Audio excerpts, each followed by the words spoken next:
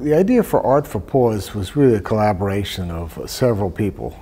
It first started with the man who owns this building, Michael Watts is his name, in which he gave me this building for free as a idea of a pop-up gallery. And he and I both are into rescue dogs, as you know, my wife and I are very big on that. And so I said to him, if we do this, I'd like to do an event here that would make a difference. Well, I was approached by Rob, and he was looking for a fund to do a fundraiser.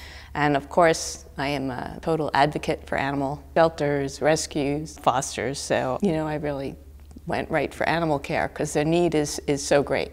Rob Rowen with Nuance Gallery came to us with the idea of doing a fundraiser where Nuance Gallery would donate 25% of the sale of an art piece to animal care. You know, we found that very attractive because we're constantly looking for new people, new avenues to expose to our animals here at Animal Care. And we don't normally advertise to a group of people that might be art collectors. And Rob's wife volunteers at Animal Care, and they're both huge animal lovers. I started volunteering around 2008 in SPCA Tampa Bay, and it was during the housing crisis. And at that time, a lot of people were losing their homes, and then they couldn't take their dogs.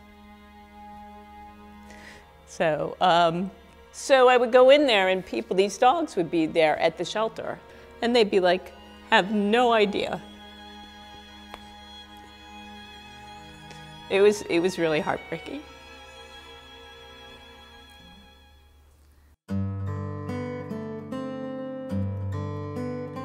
We are the largest open admission shelter in the state of South Carolina. We do adoptions, we do rescue, we take in lost animals, we have a low-cost, high-volume spay-neuter clinic, and we do medical treatments.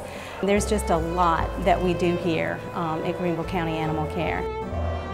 Animal Care has probably room for about 600 animals. Typically, we're going to have somewhere around 150 to 200 dogs. The minute they come through the door, they are assessed from a health standpoint and a behavior standpoint. Of course, we're going to give them any kind of medical treatment. We're going to treat them for parasites. A lot of them are covered in fleas, so we're going to take care of the flea situation. They're vaccinated. Depending on the heartworm test, if it's a positive, there's going to be a medical plan developed for that animal.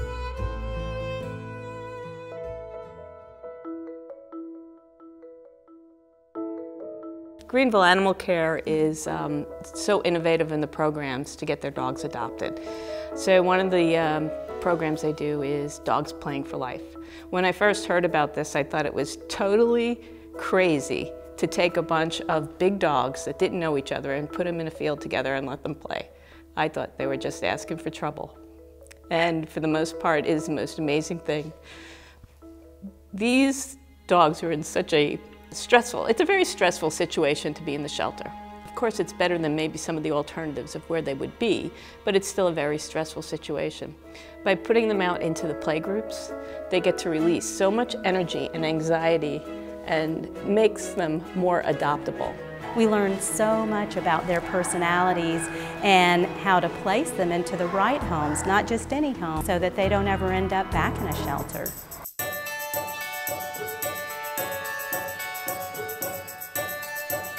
Once a month we do Saturday morning downtown walks, and volunteers, we all take one dog and we take them downtown and try to find them a home and get them adopted.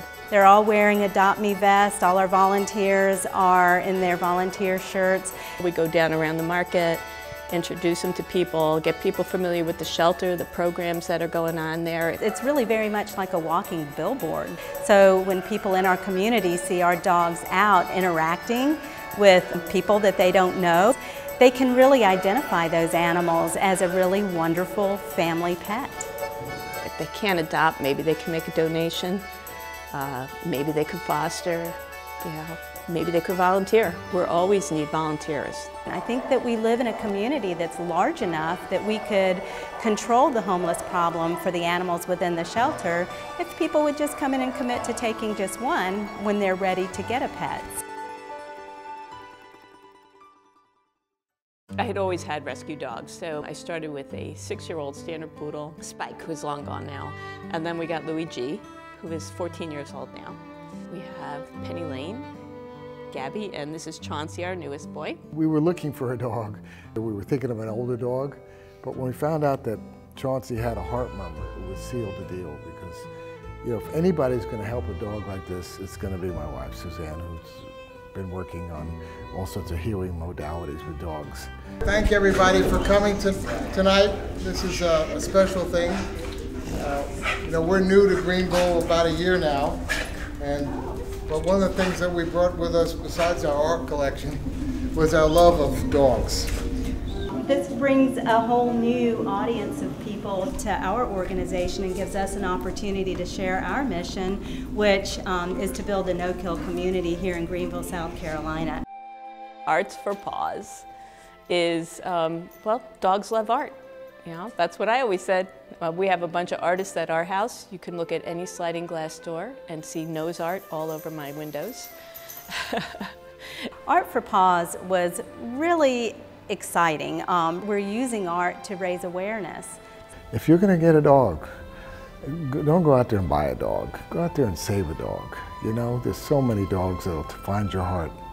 So why go out and spend money at some place when you could find a dog like this who's going to just make your life with his love or her love?